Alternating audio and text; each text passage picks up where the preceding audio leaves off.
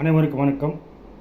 துபாயில் Asia cricket கோப்பைக்கான போட்டியானது நடந்து வந்தது.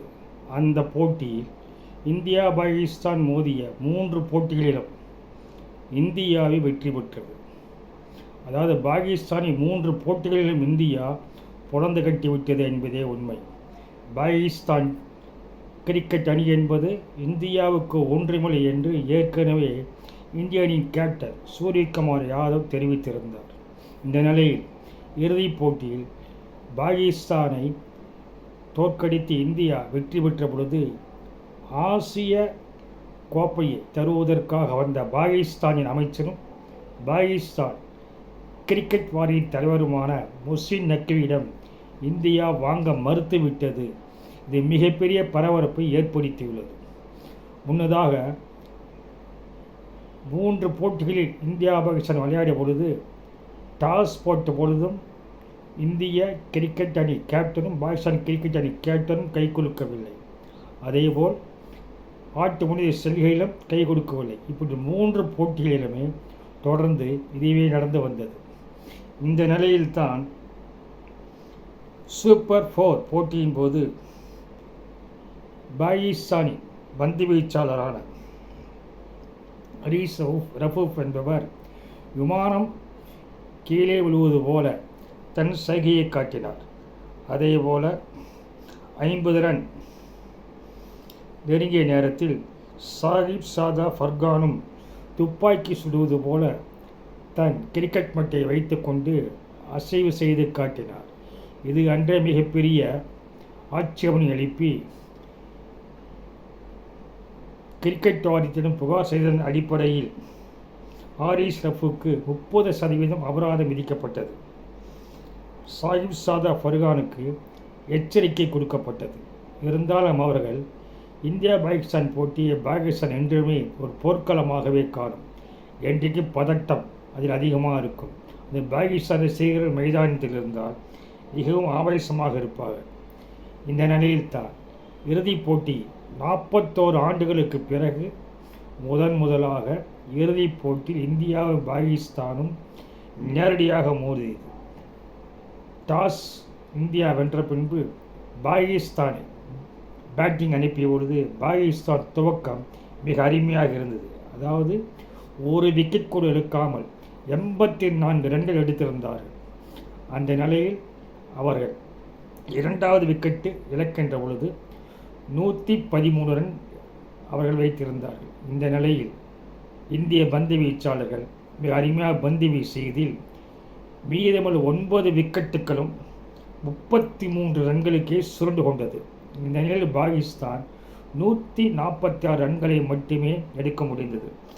இந்த நிலையில் தான் இந்தியாவின் சார்பாக விளையாட வந்த திலக் சர்மா அவர்கள் மிக அற்புதமாக விளையாடி 69 ரன்கள் அவர் எடுத்தார். அதேபோல் அவருடன் வந்து விளையாடிய இன்னொரு மட்டியாளர் அவர்கள் கடைசி 2 வந்து இருக்கின்ற பொழுது 5வது வந்து ஒரே அடியில் 4 ரன்கள் எடுத்து வெற்றி கோப்பை இந்தியா தட்டி சென்றது.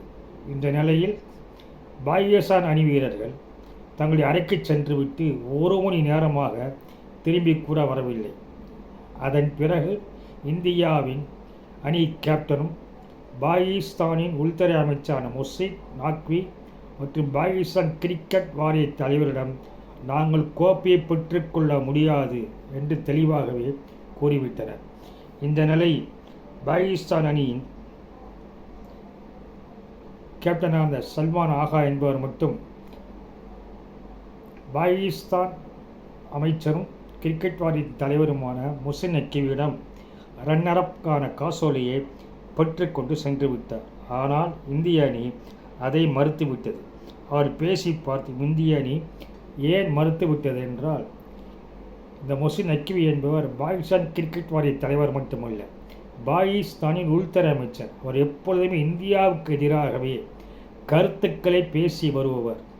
இந்தியாவுக்கு எதிராக சமூக வலைத்தளங்களில் பதிவு செய்பவர். எனவே அவரிடம் கோப்பையை வாங்க முடியாது என்று தெளிவாக்கிவிட்டார்கள். அதன் பிறகு எமிரேட்ஸ் கிரிக்கெட் வாரியத்தின் துணைத் தலைவர் காலித் அல் ஜரூரிடமிருந்து கோப்பையை வாங்குவதாக இந்திய கேப்டன் அவர்கள் அறிவித்திருந்தார்கள். இந்த நிலையில் அதை கூட முஹ்சின் நக்வி அதை அனுமதிக்க தயாராக இல்லை. கோப்பையை கொடுத்தால் நான் மட்டுமே தருவேன், வேறு யாரும் தரக்கூடாது என்று அந்த கோப்பையை எடுத்துக்கொண்டு அவர் தங்கியிருந்த அறைக்கு ஓட்டம் பிடித்து விட்டார். தற்பொழுது கோப்பை பாகிஸ்தான் கிரிக்கெட் வாரிய தலைவரும் உள்துறை அமைச்சருமான முஹ்சின் நக்வியிடம் இருக்கிறது. தற்பொழுது BCCI அந்த கோப்பை இந்தியாவிற்கு தர வேண்டும் என்று கூறி வருகிறது. இந்த நிலையில்தான் இந்திய கிரிக்கெட் அணியின் கேப்டன் சூரியகுமார் யாதவ் மேடையிலேயே தாங்கள் வாங்க முடியாது மறுத்துவிட்டு மிக மெதுவாக நடந்து வந்து கையில் கோப்பையே இல்லாமல் இந்திய கிரிக்கெட் அணி வீரர்கள் அந்த வெற்றியை கொண்டாடினார்கள். அப்பொழுது வான வேடிக்கும் வழக்கம் போல் நடந்தது. முதலாக கோப்பையே இல்லாமல் இந்திய கிரிக்கெட் வீரர்கள் ஒரு வெற்றியை கொண்டாடி இருக்கிறார்கள். அது மட்டுமல்லாமல் இந்த இறுதிப் போட்டி நடக்கின்ற பொழுது பாகிஸ்தான் உள்துறை அமைச்சரும் பாகிஸ்தான் கிரிக்கெட் வாரிய தலைவருமான முஹ்சின் நக்வி என்பவர் எக்ஸ் தளத்தில் ஒரு பதிவு ஒன்றை செய்திருந்தார். அதாவது இன்று ஃபைனல் டே என்று பதிவு செய்து அதில் பாகிஸ்தான் கிரிக்கெட் அணியின் கேப்டன் சல்மான் ஆகா மற்றும் வேகப்பந்து வீச்சாளர் ஷஹீன் ஷா அஃப்ரிடி இருவருக்கும் போர் விமானத்தில் அந்த வீரர்கள் அணிகின்ற ஆடை அணிந்திருப்பது போல ஒரு புகைப்படத்தை போட்டு அதை பதிவு செய்திருந்தார். இது மேலும் இந்திய அணி வீரர்களுக்கு கோபத்தை ஏற்படுத்தியது. இதனால் திட்டவட்டமாக அவர்கள் கோப்பையை வாங்க முடியாது என்று தெரிவித்து விட்டனர். இதனை அடுத்து பிரதமர் மோடியும் ஒரு தன்னுடைய எக்ஸ் தளத்தில் ஒரு ட்வீட் செய்திருந்தார். அதாவது operation Sindoor on games field outcome is the same, India wins, congrats to our cricketers. அதாவது இந்தியா பாகிஸ்தான் இடையே நடந்த தாக்குதலுக்கு இந்தியா ஆபரேஷன் சிந்தூர் என்று பெயர் வைத்து பாகிஸ்தானில் உள்ள 11க்கும் மேற்பட்ட விமான தளங்களை துவசம் பண்ணியது.